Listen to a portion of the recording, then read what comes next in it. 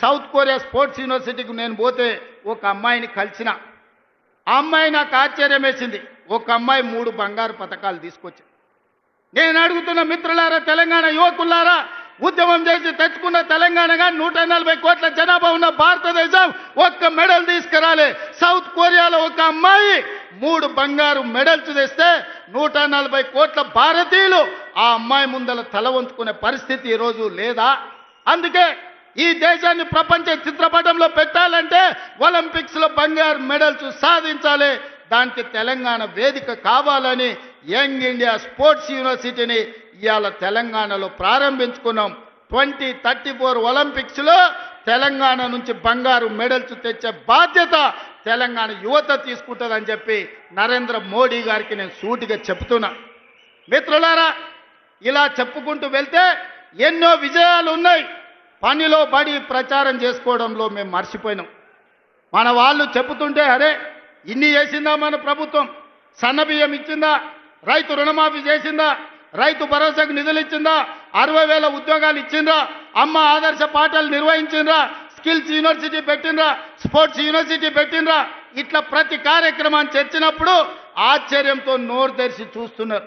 మరి ఎందుకు ఈరోజు అవి మనం ప్రచారం చేసుకోలేకపోతున్నాం?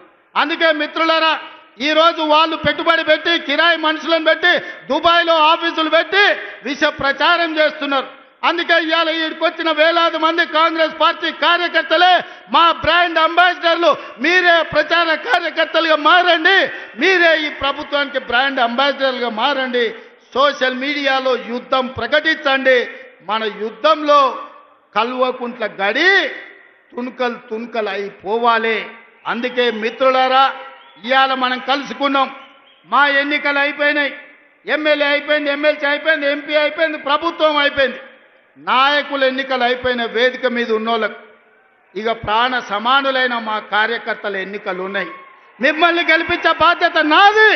సర్పంచులుగా, వార్డు మెంబర్లుగా, ఎంపీటీసీలుగా, ఎంపీపీలుగా, జడ్పీటీసీలుగా, జిల్లా పరిషత్ చైర్మన్లుగా, కౌన్సిలర్లుగా, కార్పొరేటర్లుగా, మేయర్లుగా మిమ్మల్ని గెలిపించే పూచి నేను తీసుకుంటా. మీ సోదరుడు మీకు అండగా నిలబడతాడు. గ్రామ గ్రామాన, తండాలలో, గూడాలలో, మారుమూల పల్లెల్లో కంకణం కట్టుకొని బయలుదేరండి. రాబోయే స్థానిక సంస్థల్లో 100% కాంగ్రెస్ పార్టీ కార్యకర్తలకు న్యాయం జరుగుతుంది. మిమ్మల్ని గెలిపించుకునే పూచి నాది.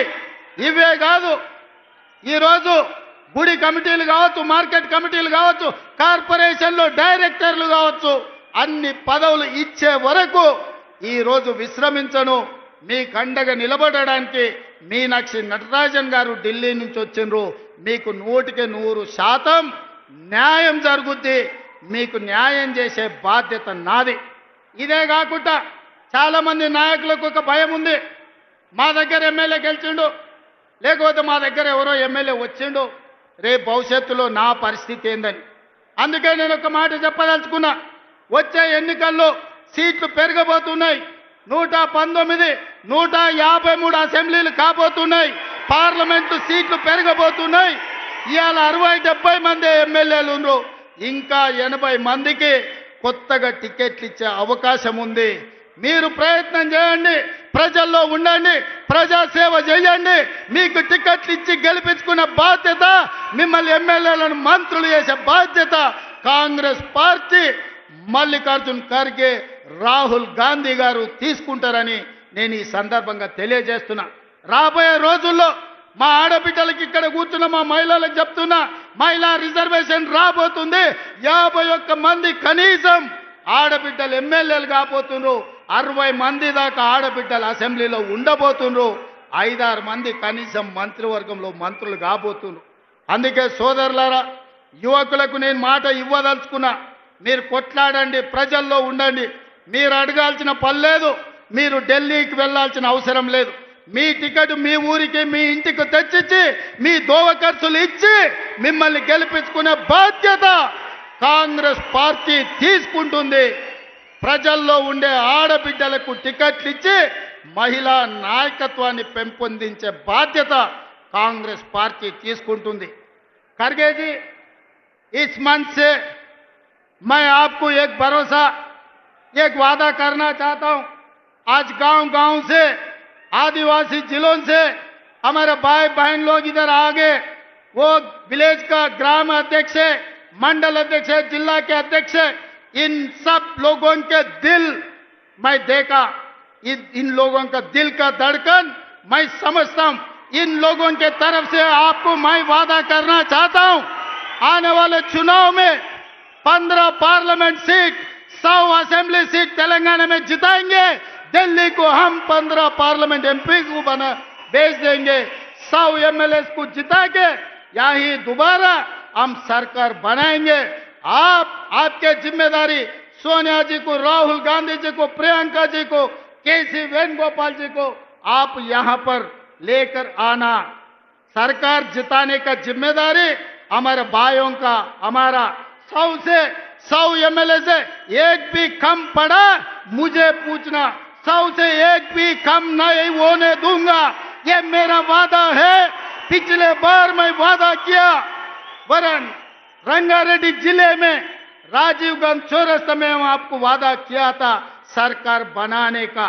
सितंबर 17, 2023 उस दिन सोनिया जी को, आपको, हमारे कार्यकर्ता, हमारे भाई लोग आपको वादा किया 2023 दिसंबर में कांग्रेस सरकार बनाने का। आज 3 साल पहले हम लोग आपको वादा कर रहे हैं, हमारे वादा को सोनिया जी को पहुंचा दो। आने वाले चुनाव में 100 एमएलए को जिताएंगे, सरकार बनाएंगे। 15 पार्लियामेंट मेंबर्स को हम दिल्ली भेज देंगे। आप दिल्ली में सरकार बनाओ, हमारे तरफ से हम लोग मेहनत करेंगे। ये हमारे वादा है। सही है ना? तैयार है? तैयार है? तैयार है? तैयार है? तैयार है? तैयार है? आप लोग तैयार है? पीछे वाले तैयार है? आगे वाले तैयार है? वो पीछे बैठे वाले तैयार है? तैयार जिन्होंने हाथ उठाओ, सब लोग हाथ उठाओ। जय कांग्रेस, जय जय कांग्रेस, जय सोनिया मां, जय जय सोनिया मां। ధన్యవాదాలు మిత్రులారా।